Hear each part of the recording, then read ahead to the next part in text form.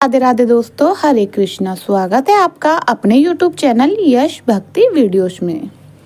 धर्ममय है राजमहल, गूंजे मंत्र पवित्र, षट तिला व्रत ज्ञान का प्रभु ने कहा। सपुत्र महल हुआ अलौकित आया जब हरि नाम। युधिष्ठिर ने पूछ लिया जीवन का प्रश्न। अभिराम षट तिला की बात सुन महल हुआ शांत। प्रभु वाणी में प्रकट ज्ञान भक्ति के संत, तिल के दान से कटे पापों का संसार। षट तिला की महिमा सुने मिले सदा उदार। युद्ध का प्रश्न था धर्म कहे क्या ठीक। षट तिला व्रत धर्म है प्रभु ने किया प्रतीक। आप सभी को षट तिला एकादशी की बहुत बहुत शुभकामनाएं। आज आपको जीवन के उद्धार करने वाली पवित्र षट तिला एकादशी व्रत की कथा का श्रवण करने के लिए लेकर चलते हैं महाभारत युग की ओर, जहां पर महाभारत युधिष्ठिर के धर्म महल में आज एक विशेष दिव्यता का अनुभव हो रहा था।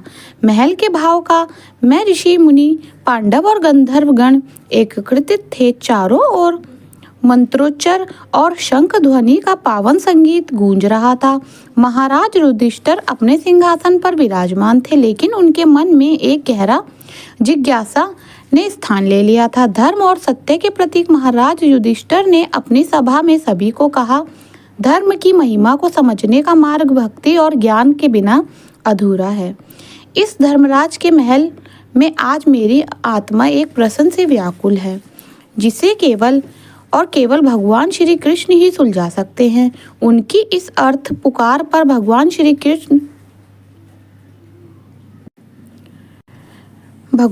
कृष्ण जो धर्म और भक्ति का साकार रूप है, अपने तेजस्वी स्वरूप उसमें प्रकट हुए। उनके आगमन से महल का हर कोना प्रकाशमान हो उठा। उनके चरण कमलों की छाया से ऐसे प्रतीत होता था मानो धर्मराज के महल को स्वयं ब्रह्मांड का आशीर्वाद प्राप्त हो गया हो। महाराज युधिष्ठिर ने श्रद्धापूर्वक श्री कृष्ण का स्वागत किया और उनके चरणों में शीश झुकाया। फिर अपनी जिज्ञासा प्रकट करते हुए पूछा, हे प्रभु, कृपया हमें षट तिला एकादशी का महत्व और उसके व्रत की महिमा का ज्ञान कराएं। इस प्रकार महाराज युधिष्ठिर के धर्म महल से शुरू होते वह दिव्य कथा जो षट तिला एकादशी की महिमा और आत्मा को शुद्ध करने के मार्ग को प्रकट करती है। आइए हम सब इस अद्भुत कथा का श्रवण करें। एक बार युधिष्ठिर महाराज ने पूछा, हे जगन्नाथ, हे श्री कृष्ण, हे आदिदेव, हे जगतपते, माघ मास की कृष्ण पक्ष में कौन सी एकादशी आती है और इसे किस प्रकार करना चाहिए, उसका फल क्या होता है? हे महाप्रयाग, कृपया इस विषय में आप कुछ कहिए। तब भगवान श्री कृष्ण ने कहा, हे राजन, माघ मास कि कृष्ण पक्ष की एकादशी षट तिला नाम से विख्यात है। सब पापों का हरण करने वाली एकादशी की कथा मुनिश्रेष्ठ पुलस ने दाल भी मुनि को कही थी। अब वह कथा तुम भी सुनो। एक बार दाल मुनि ने कहा, हे मुनिवर, मृत्यु लोक में रहने वाला हर एक जीव पाप कर्म में है। उन्होंने नरक यातना को से बचाने के लिए कौन सा उपाय है?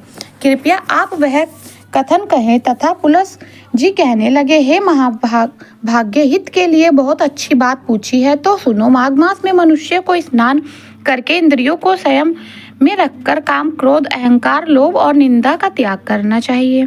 देवादिदेव भगवान का स्मरण करते हुए पानी से पैरों को धोकर भूमि पर गिरा हुआ गाय का गोबर इकट्ठा करके उसमें तिल और कपास मिलाकर 108 पिंडी बनानी चाहिए। माघ मास में आद्रा मूल नक्षत्र आते ही कृष्ण पक्ष की एकादशी व्रत धारण करें।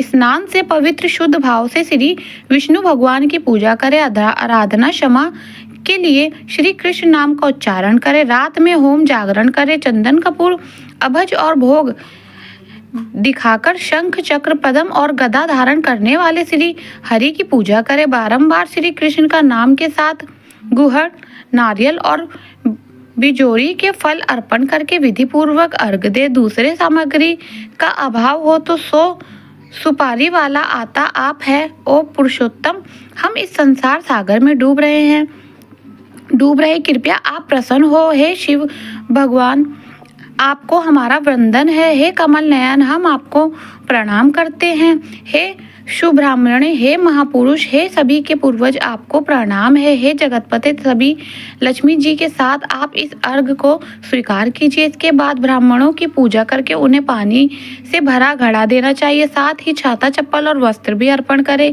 इस द्वार भगवान श्री कृष्ण प्रसन्न हो ऐसे कहते हुए दान करना चाहिए। अपनी परिस्थिति के अनुसार श्रेष्ठ ब्राह्मण को काली गाय दान में देनी चाहिए। हे देव श्रेष्ठ विद्वान पुरुष ने तिल से भरा हुआ पात्र दान करना चाहिए। तिल के दान से व्यक्ति हजारों वर्ष स्वर्ग में वास करता है। तिल स्नेह, तिलोदती, तिल होम, तिलोदाकी, तिलोदाता, च भोक्ता, चट तिला, पा नाशनी, अर्थात तिल से स्नान करना, तिल का उपन लगाना, तिल का हवन करना, तिल डाला हुआ जल पीना, तिल दान करना, तिल का भोजन में उपयोग करना। इस प्रकार 6 कार्यों में तिल का प्रयोग करने से इसे षटतिला एकादशी माना जाता है, जो पाप हरनी है। एक बार षटतिला एकादशी की महिमा सुने देवर्षि नारद भगवान श्री कृष्ण के पास आए। तब भगवान श्री कृष्ण कहा कि हे ब्राह्मण, स्त्री थी, ब्रह्मचार्य का पालन करते हुए वह भगवान की आराधना करती थी। अनेक प्रकार की तपस्या हो के कारण वह बहुत दुर्लभ हो गई थी। उनसे बहुत दान दिए हुए, परंतु ब्राह्मण और देवताओं को अंदन नहीं किया था। उनके अनेक प्रकार के व्रत और तपस्या करने से वह शुद्ध हो गई थी, परंतु भूखे लोगों को उसने कभी अन्नदान नहीं किया था। हे ब्राह्मण, आपकी परीक्षा लेने के लिए मैंने एक ब्राह्मण के रूप में उस साध्वी के घर जाकर भिक्षा मांगी। तब उस ब्राह्मणी ने पूछा, हे ब्राह्मण, सत्य कहिए कि आप कहाँ से आए हैं। मैंने सुनकर अंजन बनते हुए उसे कोई उत्तर नहीं दिया। जो उसने क्रोध में भिक्षा प्राप्त में मिट्टी डाल दी। उसके बाद वह अपने धर्म लौट आया। अपनी तपस्या के प्रभाव से वह ब्राह्मणी मेरे धाम में वापस आई। उसने संपत्तिहीन, स्वर्णहीन, धनहीन सिर्फ एक सुंदर महल मिला। इतने सुंदर महल में कुछ न पाकर वह अस्वस्थ और क्रोधित होकर मेरे पास पूछने आई। कहने लगी, हे जनार्दन, सब व्रत और तपस्या करके मैंने श्री विष्णु की आराधना की, परंतु मुझे धन धान्य क्यों नहीं प्राप्त हुआ। तब मैंने कहा, हे साध्वी, तुम भौतिक विश्व से यहाँ आई हो, सब तुम अपने घर लौट जाओ। तुम्हें देखना देवताओं की पत्नियाँ आएंगी। उन्होंने षटतिला एकादशी की महिमा पूछकर पूरे सुनने के बाद ही दरवाजा खोलना, अन्यथा नहीं। यह सुनकर ब्राह्मणी घर वापस आई। एक बार ब्राह्मणी दरवाजा बंद करके अंदर बैठी हुई थी। तब देव पत्नी वहां पर आकर कहने लगी, हे सुंदरी, हे ब्राह्मणी, हम तुम्हारे दर्शन करने आए हैं, कृपया दरवाजा खोले। तब ब्राह्मणी ने कहा, आपको मुझे देखना ही इच्छा है तो कृपया षटतिला एकादशी की महिमा का वर्णन करें, तभी मैं दरवाजा खोलूंगी। उस समय एक देव पत्नी ने उसे वह महात्म्य का बताया। महात्म्य को सुनने के बाद ब्राह्मणी ने दरवाजा खोला। देव पत्नियां उसके दर्शन से बहुत प्रसन्न हुई। फिर देव पत्नियों ने कहे अनुसार ब्राह्मणी ने षटतिला एकादशी का व्रत किया, जिसके प्रभाव से उसे धन धान्य, तेज, सौंदर्य प्राप्त हुआ। धन धान्य संपादन करने का लोभ दृष्टि से यह व्रत कभी नहीं करना चाहिए। इस व्रत का पालन से अपने आप गरीबी, दुर्भाग्य नष्ट हो जाता है। जो कोई भी इस तिथि को तिल दान करेगा वह सब पापों से मुक्त हो जाएगा। भगवान श्री कृष्ण युधिष्ठिर महाराज से कहते हैं, हे धर्मराज, मनुष्य जीवन का उद्देश्य केवल भौतिक सुख